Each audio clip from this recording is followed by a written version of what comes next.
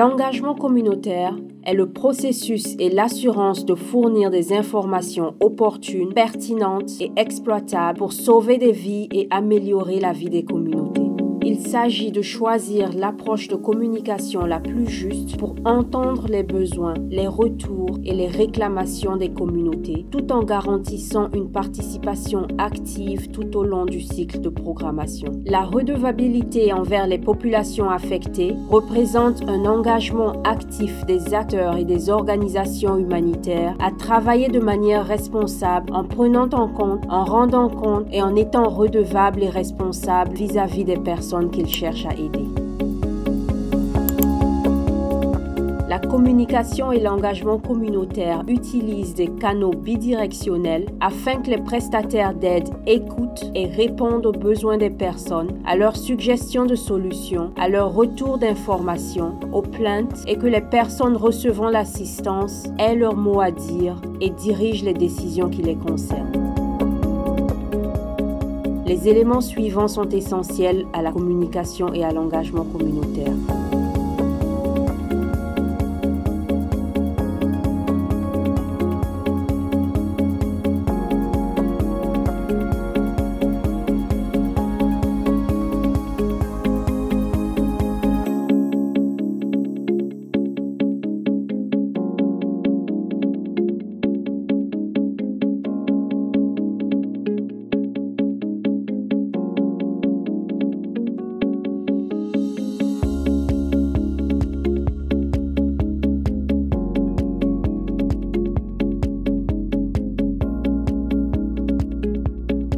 Les acteurs humanitaires mettent à disposition du temps et des ressources pour s'appuyer sur des processus d'engagement positif des communautés locales. Ils mettent en place des processus de soutien inclusif, garantissant que les personnes les plus vulnérables jouent un rôle moteur dans la conception, la définition et l'évaluation des interventions humanitaires. Les approches de communication et d'engagement communautaire nécessitent une évaluation minutieuse des risques pour ne pas exposer ou aliéner des individus et surtout prendre des mesures pour aider les communautés touchées à rétablir le contact avec les membres de leur famille et communiquer avec les fournisseurs de services. Au Burkina Faso, la communauté humanitaire a mis en place un groupe de travail sur l'engagement communautaire et la redevabilité. Notre mobilisation est un devoir. Nous avons discuté long de quelques mois l'année dernière du besoin de lancer ce travail. Et puis avec le soutien, en particulier de CIDAC, the Network for Communicating with Disaster Affected Communities, et le financement du réseau Humanitarian to Humanitarian, H2H, nous avons pu mobiliser et la capacité, mais aussi notre engagement et notre support commun pour ce domaine de travail. Cette plateforme, vraiment, elle est la bienvenue parce qu'elle va aider à mieux recadrer nos interventions au sein des communautés afin que celles-ci puissent vraiment tirer le meilleur parti. Pour moi, ça nous permet d'harmoniser notre compréhension sur ce qu'est l'engagement communautaire et la redevabilité. Voilà, ça permet aussi de partager nos différentes expériences en matière d'engagement communautaire et de redevabilité. Et en dernière position, je crois que ça nous permet aussi de créer un réseau, voilà, d'acteurs, des gens qui peuvent s'aider, qui peuvent aussi, en tout cas, partager des expériences. Je pense que ces plateformes, ça nous aide aussi à nous coordonner et ça nous aide à être plus à jour sur les initiatives qui sont mises en place. C'est une opportunité de mise en réseau de la communauté humanitaire. C'est un cadre d'échange et de partage d'expériences. Et cela offre aussi la possibilité de travail en synergie pour de meilleurs résultats. Il y a aussi l'appropriation, la planification et la mise en œuvre des activités.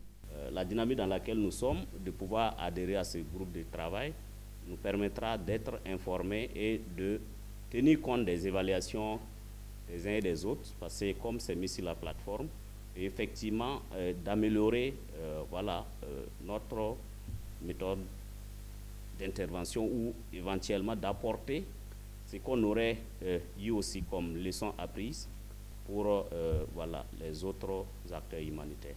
L'existence de ces structures-là va faciliter le travail sur le terrain pour les acteurs qui sont chargés de la mise en œuvre des activités terrain. Quand on prend par exemple le groupe technique GESAT, leur présence sur le terrain, si on a par exemple des acteurs de la Croix-Rouge qui sont sur ces sites d'accueil temporaires-là, ça peut faciliter le travail puisqu'il y a des gens déjà qui connaissent le travail sur le terrain et qui peuvent contribuer à faciliter l'organisation du travail.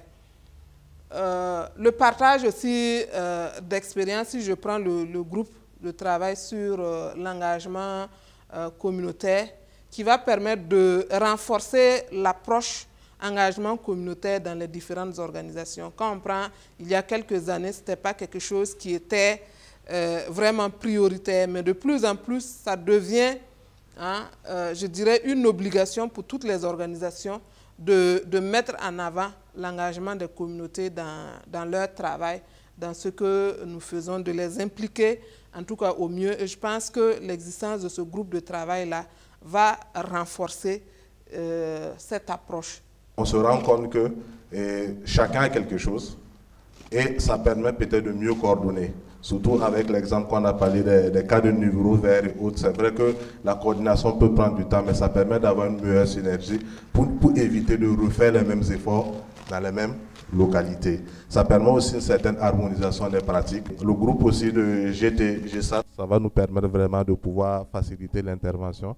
Et ça permet aussi à chaque fois que nous allons vouloir intervenir sur un site, de se dire qu'il y a un organe qui est là pour gérer et qu'il faut passer par eux pour pouvoir faciliter l'intervention. La prise en compte rigoureuse des voix des communautés affectées dans notre programmation et l'amélioration constante de la qualité de la réponse humanitaire doivent continuer à représenter la force motrice de notre travail. Ce groupe constitue une plateforme nationale interagence. Son objectif principal est de renforcer et harmoniser les processus et mécanismes d'engagement communautaire des acteurs humanitaires afin de permettre une analyse et une intégration rigoureuse des préoccupations des communautés affectées dans la programmation humanitaire et de consolider les efforts de redevabilité collective au sein de la réponse humanitaire.